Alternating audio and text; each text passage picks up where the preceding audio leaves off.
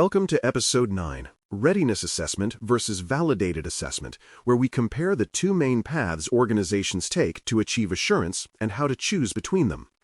Each path has a different purpose, level of rigor, and outcome. A readiness assessment helps organizations prepare, testing their understanding, identifying gaps, and building confidence before formal validation. A validated assessment, by contrast, delivers an official, externally reviewed certification that can be shared with partners and regulators. Understanding the distinction prevents wasted effort and sets the right expectations for leadership.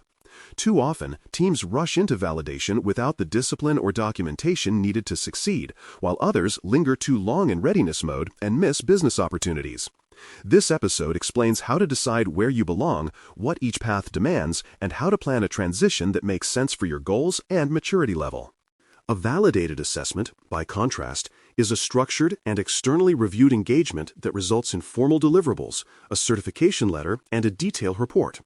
It follows defined sampling, testing, and quality assurance rules, and includes an independent assessor who confirms that evidence meets sufficiency and traceability standards. Validated assessments are narrower in experimentation but deeper in rigor. The scope is locked early, controls are tested systematically, and the results form part of the organization's official compliance posture. Where readiness measures progress, validation proves performance. Buyers, regulators, and partners use validated results as proof of trust. Because the findings are defensible and repeatable, they carry weight beyond the immediate engagement. For many organizations, validation is the business requirement that closes deals and satisfies contractual security clauses. Cost drivers reflect the same difference in depth and formality. Readiness engagements are usually less expensive because they focus on internal discovery and limited assessor hours. Validated assessments involve more detailed testing, extensive documentation review, and formal QA cycles that increase cost. Other expenses, such as staff time, tool subscriptions, and evidence collection overhead, can exceed assessor fees if not planned carefully. Budgeting should account for preparation work between assessments, not just the direct cost of the engagement itself. Some organizations build multi-year budgets that start with readiness in year 1, partial validation in year 2, and full scope in year 3. Framing the expense as a maturity investment rather than a one-time audit makes it easier to justify and sustain. Going directly to a validated assessment can be the right move for organizations that already maintain strong governance, recent internal audits, or certifications under other frameworks such as ISO or SOC. In these cases, foundational controls are documented and evidence habits are established. Direct validation saves time and positions the organization quickly with a recognized certification that satisfies buyers and regulators. However, success depends on realistic scoping and discipline in documentation. Skipping readiness entirely without verifying preparedness can backfire if evidence gaps or unclear roles surface mid-assessment.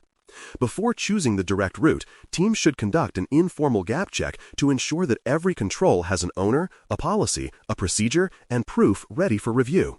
Direct validation is efficient only when readiness work has already been done in practice. Assessor involvement differs across the two paths.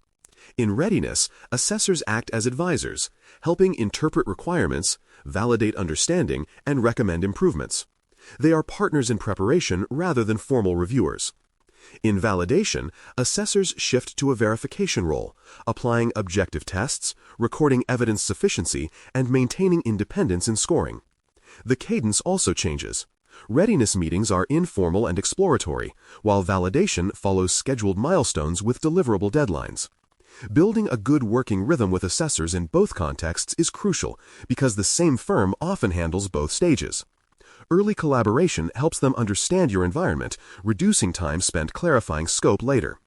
Treat assessors as allies in readiness and as referees in validation, both supporting the same goal of credible assurance. Quality assurance differences between readiness and validation have significant implications.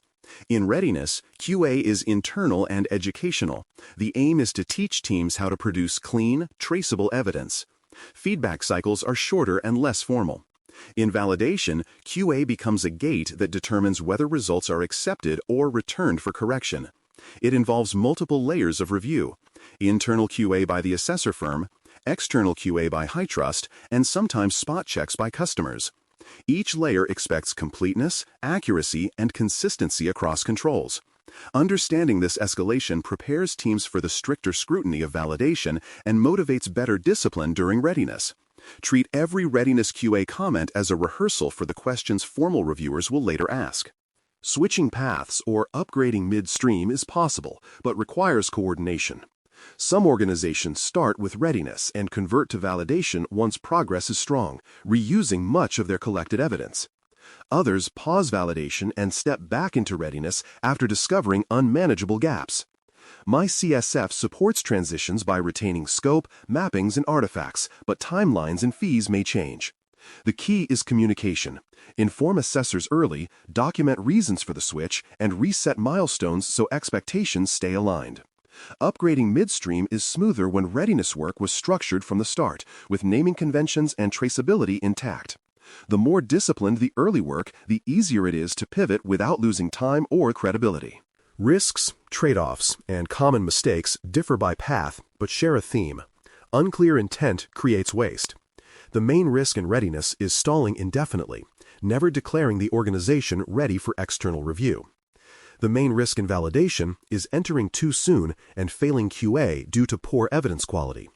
Trade-offs include speed versus depth, flexibility versus formality, and cost versus confidence. Common mistakes include mixing informal and formal evidence in the same package, underestimating the time needed for remediation, and neglecting communication between teams. Avoiding these errors requires setting a clear decision point, when to graduate from readiness or when to defer validation, and sticking to it.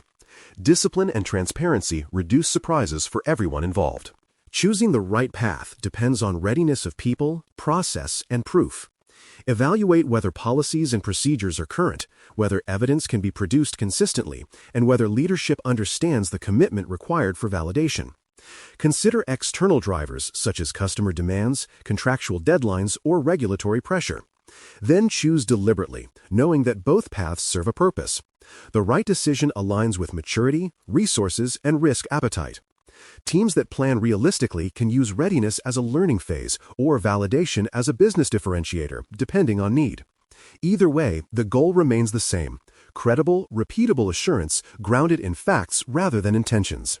Choosing deliberately and planning realistically turns assessment paths into tools for growth rather than hurdles. Readiness builds internal competence and confidence. Validation delivers external trust and recognition. Neither is permanent. Organizations may alternate between them as their environments and expectations evolve. What matters is clarity of purpose, disciplined execution, and steady improvement between cycles. When decisions are based on evidence rather than urgency, assurance programs mature naturally and certifications follow as a byproduct of real control strength.